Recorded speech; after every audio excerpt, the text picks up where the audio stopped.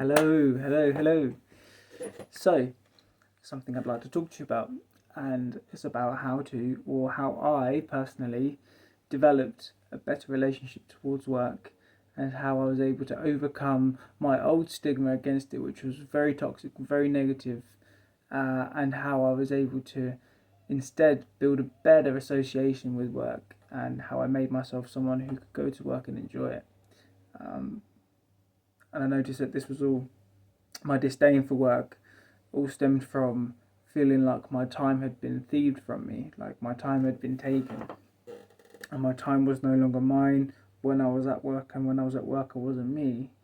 Um, well, little did I know it back then.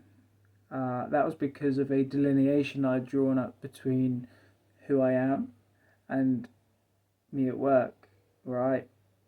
Now, what I've been working on in the last year or two, is realizing and applying this realization that I'm actually myself at work and that there is no difference. And here I am all the time in my form, whether I'm at work, whether I'm going for a walk, whether I'm doing errands, doesn't matter, right? Whether I'm reading a book at the gym, I'm still myself. I'm still here as Aiden, and I don't need to actually make myself and inflict that suffering upon myself, where I can only enjoy 1 8 hour third of my day every day, right? Because we spend 8 sleeping, we spend 8 working, at least, sometimes more for some people, and then there's only 8 hours of the day remaining to really feel like you're yourself again, and that's a difficult way to live because you feel like you're always butting heads with this invisible force called work. But this leads me on to the actual tangible discoveries I made about it. Was that when you go to work, that's your assignment in the world. That's what you've been called to do that day. Doesn't matter how menial, how trivial, how mundane the task is, or the role or position is. You could be stacking shelves in your local supermarket, right? You're stacking those shelves because you're the one worthy of stacking those shelves. And after you've stacked those shelves, the general public then have access to the products and the goods that you've put on the shelves. Thus, you've helped to supply your people with all the good things that they needed, right? And that's wonderful. Clearly, that's quite virtuous. Or you could be putting those items onto the shelves, really resenting it with hatred in your heart. You cannot wait to leave.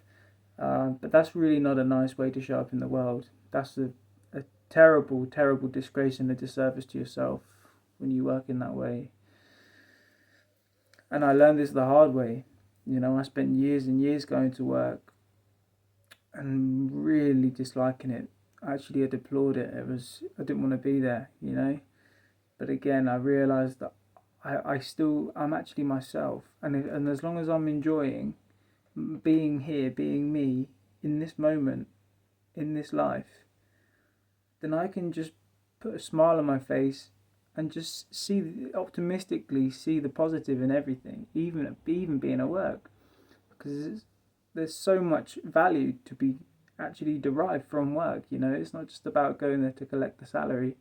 It's about going there and enhancing your characteristics and fostering those good conscientious traits that make somebody a driven person, somebody who is keen and eager to succeed and attain prosperity, and materialize their ambitions and goals, right? So you've got to start from somewhere, and it all starts from the ground up. And for me, I'm putting some of my best feet forward now, only after a few years of deliberating on how to do it.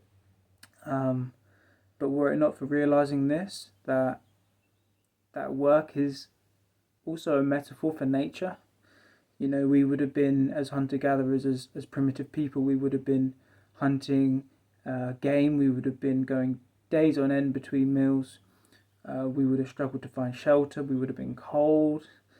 We probably would never have exceeded 20 to 30 years of age. We'd have been riddled with disease and fraught with traumas and challenges and horrors. Only now, because of the way that our society revolves. All you need is money, and with this money, this energy, this token, you can walk into a shop, you can fill your trolley up with all of the groceries you need to feed your family, and you can leave with them. And now that is akin to hunting, and with the same money, you can pay your rent, which keeps a roof over your head, which is akin to having gathered materials to make a shelter.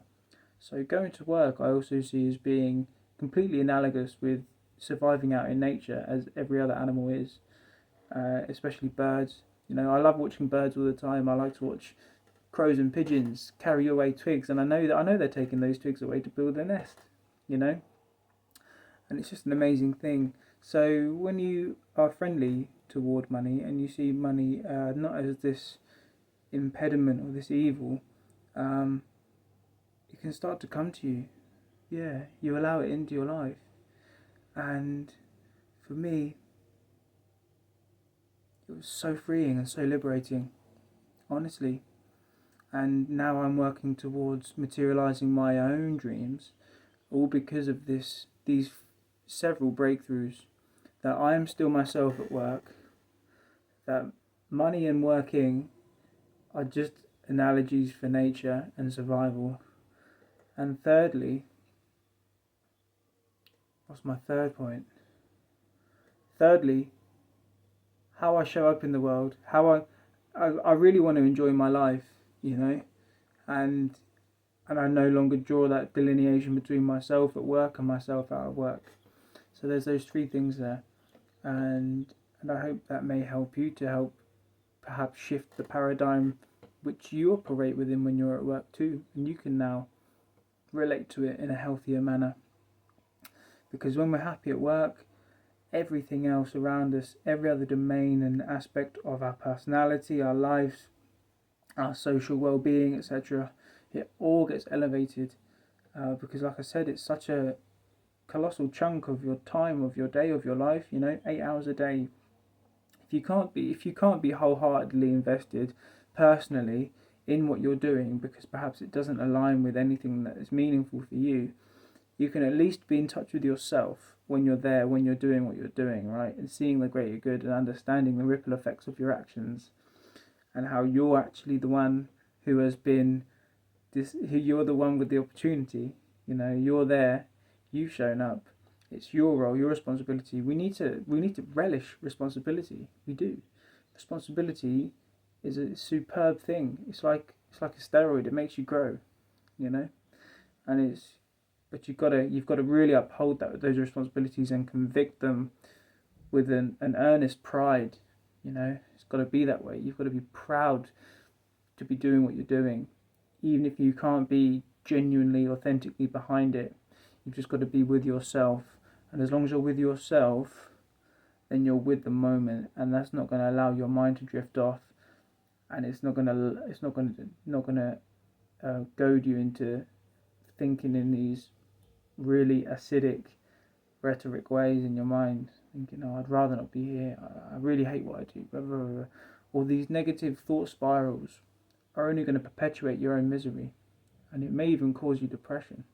I've been there, you know, where I've actually induced my own depression just because I was thinking about how much I wanted to be somewhere else other than where I was at work. So, hope there's been some value in this for you. It's early days for me in my YouTube channel here. I'm not actually editing any of my videos. I'm just pressing the record button, and that is it. I'm just out the gates, and I'm filming everything in one take. So I'm doing this so that it forces me to become more fluid, more fluent, more seamless with my communication and the way that I explain things. And so I hope you can tolerate or even enjoy the format of that, and understand why I'm doing it and why I'm not editing my video. There's not going to be any flashy animations or anything like that anytime soon. It's just going to be me talking, divulging, sharing what I believe to be helpful insights that have helped me. So thank you very much, and wish you a wonderful day and a great life.